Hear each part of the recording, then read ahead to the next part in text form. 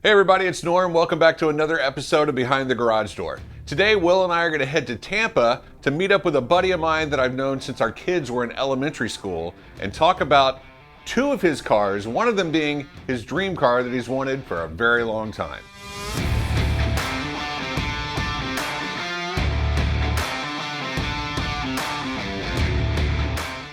So as usual, Will and I are running a little bit late, so we got to get over to Tampa super fast. All right, so we made it to Tampa. We're here at Harris's house, but the thing about my buddy Harris here is it's a little different at his house because, Will, as you can see, if you pan this way, we have no garage door. So, Harris, how are you going to explain you being on an episode of Behind the Garage Door? Well, I'm hoping we can mix it up a little bit and do an episode of what was under the carport and perhaps the sunshade on a hot summer August day. Only Harris could pull this off. Let's go in the backyard and see what's under the sunshade. First of all, excellent backyard, Harris. You know, Norm, it's getting there. And there is what we have under the sunshade.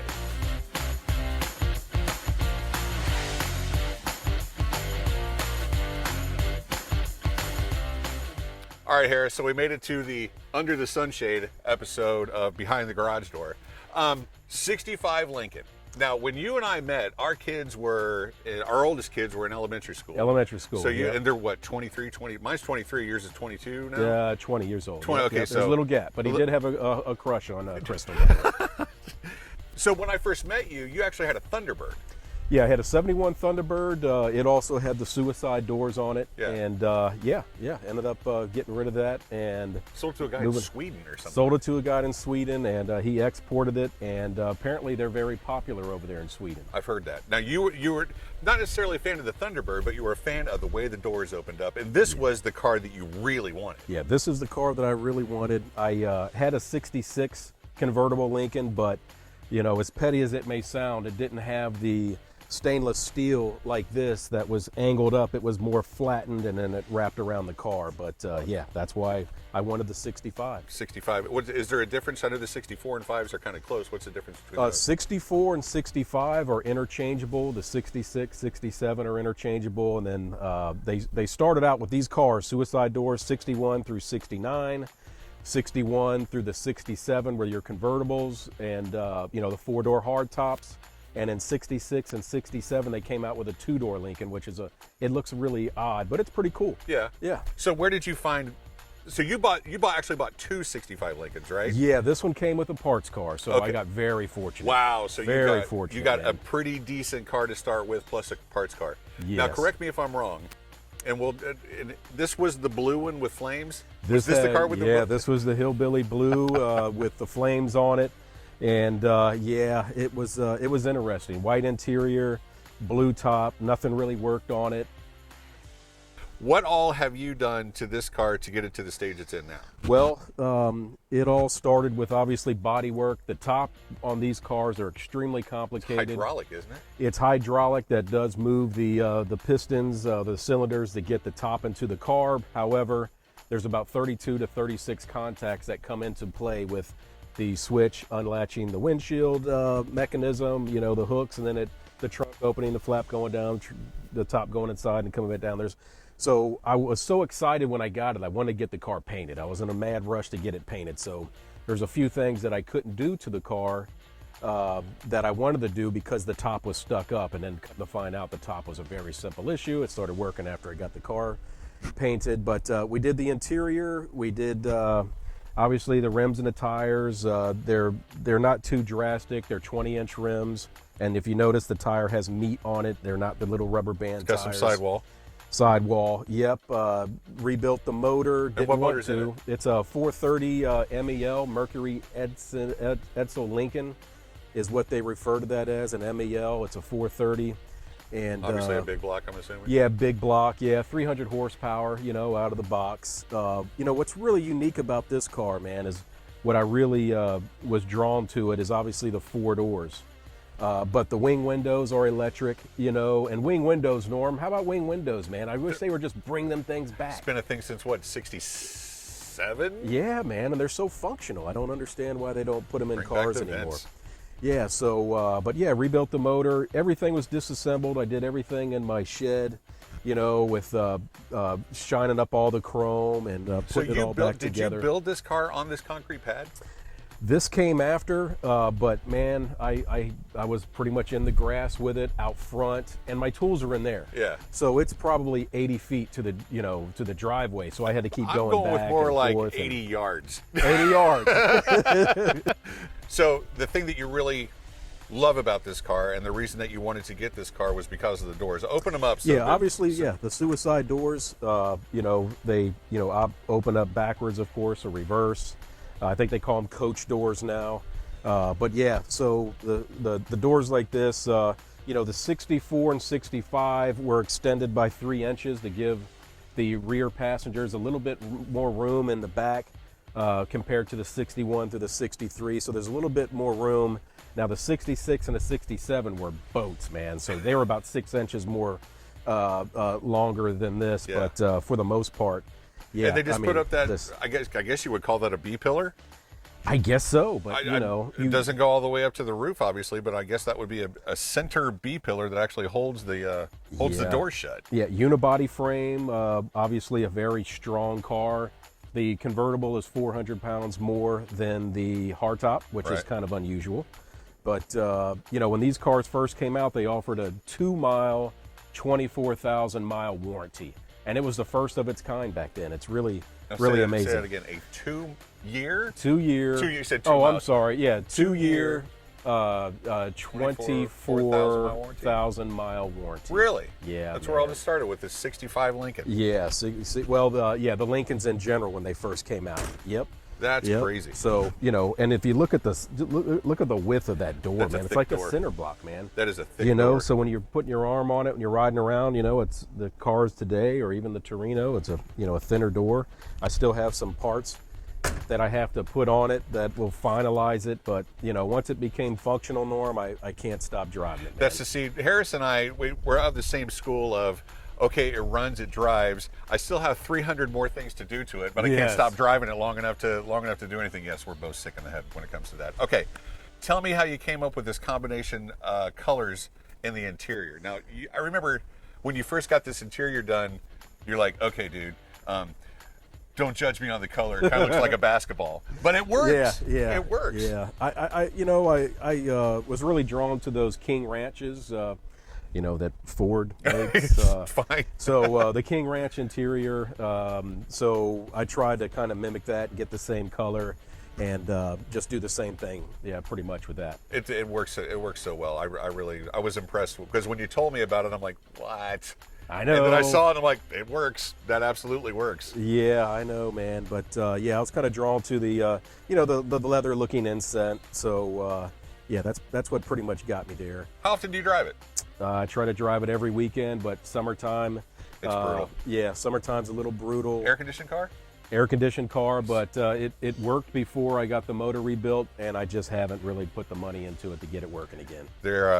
These cars, as anybody watching this knows, is all about money and time. It's all about money and time. And you know what, Norm? I'm glad you brought that up, man, because, back in the 60s and even the 70s and even today, the 2-door cars had all of the options: the electric windows, the T-tops. Yeah. They all had all the options, and the Lincoln was the only 4-door car that had all of the options.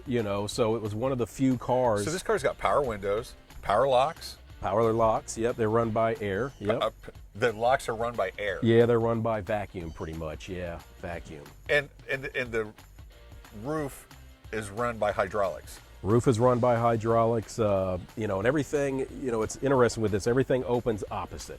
The only thing I don't have is the old 60s Corvette windshield wipers where they go like that. I wish I had that, but, so the hood opens that way, the trunk opens that way, the doors open that way, obviously, yes. So, would it be a giant pain in the butt if we took this thing out for a spin? Not at all, man. We can do that? Yeah, let's do it. Okay, cool.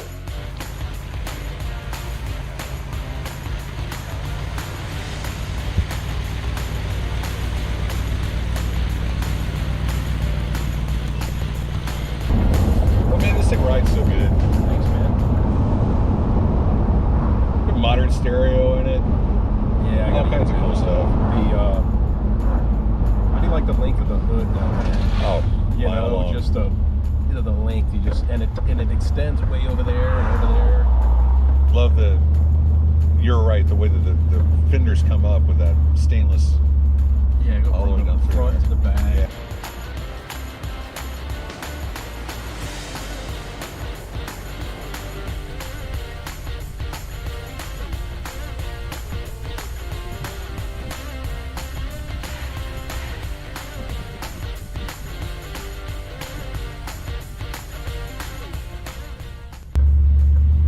This seat is like a couch. Isn't it, man?